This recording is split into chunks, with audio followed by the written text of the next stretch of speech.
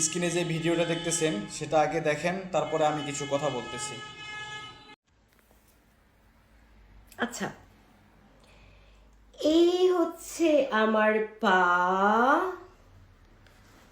আর এই হচ্ছে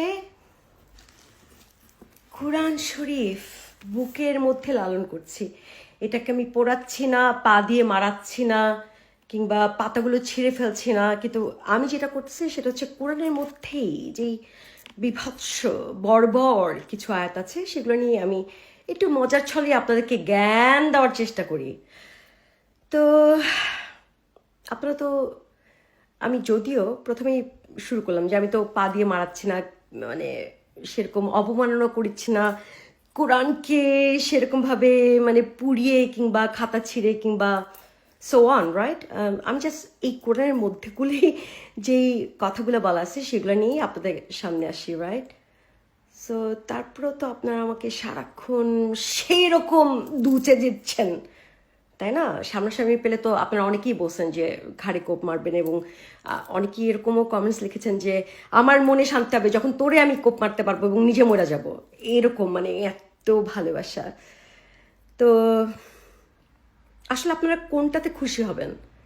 এরকম একটা মানে মানে কি বলবো আমি, একটা বই, যেই বইটার মধ্যে বলা আছে যে এখান থেকেই মানব জাতির একটা শুরু শেষ, এবং এটাই হচ্ছে একমাত্র আপনাদেরকে সবাইকে, আমাদের সবাইকে ফলো করতে হবে, যেটার সাথে আজকের সভ্যতার কোনো মিলই নাই রে ভাই, মিলই নাই। তো আপনারা হুদাই একটা আরবি ভাষা, এবং এই আরবি ভাষার একটা বই যেটাকে আপনারা জানেনও না, পুরোপুরি মানেনও না আসলে, তো সেইটাকে কেন্দ্র করে এত হাহাকার কেন ঘটাচ্ছেন ভাই আমার, কিংবা বোন আমার, কিংবা এর মাঝামাঝি যারাই আছেন না কেন, সবাই একটু ভাববেন তো যে কেন এত হাহাকার। কারণ যারা এরকম অবমাননা করছে, আমাকেও ধরছেন অবমাননা, কিন্তু আমি কিন্তু কোরআন ছিঁড়িনি, পোড়াইনি, লাথিও মারিনি। একটু আগে দেখালাম পায়ের সাথে আমার কতটা, আমি কোরআনটি আমি বুকে ধার্য করেছি। বাট ইয়েট অ্যাগেইন, এই যে কোরআনে যে ফাইজলামি কথাগুলো বলা আছে এগুলো নিয়েও কথা বলছি, রাইট? সো এটা কি কোরআনের অবমাননা হলো, নাকি আপনাদের কাছে আমি হয়তো ভুল করছি? আমাকে একটু জানান যে আমার কোন জায়গাটা ভুল ছিল। আমি তো কোরআনের এই আয়াতগুলাকেই আপনাদের কাছে সামনে তুলে ধরছি, তাই না? সো আমাকে একটু জানাবেন যে কোথায় ভুল হচ্ছে আর কি আমাদের। আর আপনারা এত লায়ক হয়ে গেলেন না বুঝছেই একটা বইটা সেরকম ভাবে মানে নিজের জান প্রাণ দিয়ে এরকম তুল্লা ধরতেছেন। সো প্লিজ, প্লিজ একটু নিজেরাও বুঝবেন, আমাদেরকেও বুঝতে সাহায্য করবেন যে আসলে কিসের কারণে আপনারা এতটা পাগলা হয়ে যান। ধন্যবাদ। বিসমিল্লাহ, আলহামদুলিল্লাহ। আসলে এদেরকে নিয়ে কিছু না বললেই নয়, কারণ হচ্ছে কি, একে পর এক, একটার পর একটা ইস্যু চলতেছে। এটা বাংলাদেশ। তো যে কোনো সময় যে কোনো পরিস্থিতির মোকাবেলায় আলেমোলামারা কথা বলে। তো তাদের কথা তো আসলে সবসময় আলা হয়, উঁচু হয়। তাদের জ্ঞানী মানুষের কথা জ্ঞানীর মতোই হয়।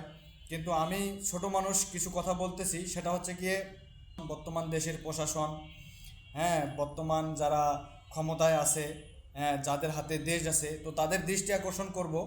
আমি ছোট মানুষ হলেও বড় কথাগুলো বড় হয়ে যাইতেছে। কারণ বড় কথা হলেও আমি বিনয়ের সাথে জানাইতেছি আপনাদেরকে, বিনয়ের সাথে বলতেছি, আপনারা শুধু একজনকে একজনকে আপনারা দৃষ্টান্তমূলক শাস্তির ব্যবস্থা করুন, দেখবেন যে সব ঠিক হয়ে যাবে।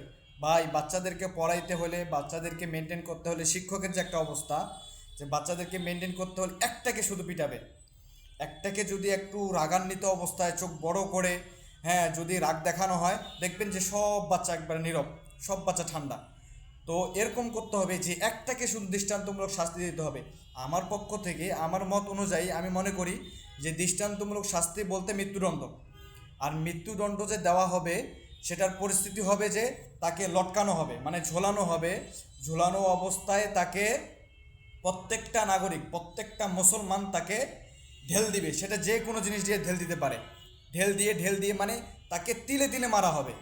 আর যখন তাকে তিলে তিলে মারা হবে, এটা প্রত্যেকটা মুসলমান পুরা দেশবাসী পুরা পৃথিবীর মানুষ জানবে, কারণ বর্তমান নেট দুনিয়া, কিছুক্ষণের মধ্যে সব কিছু ছড়িয়ে যায়।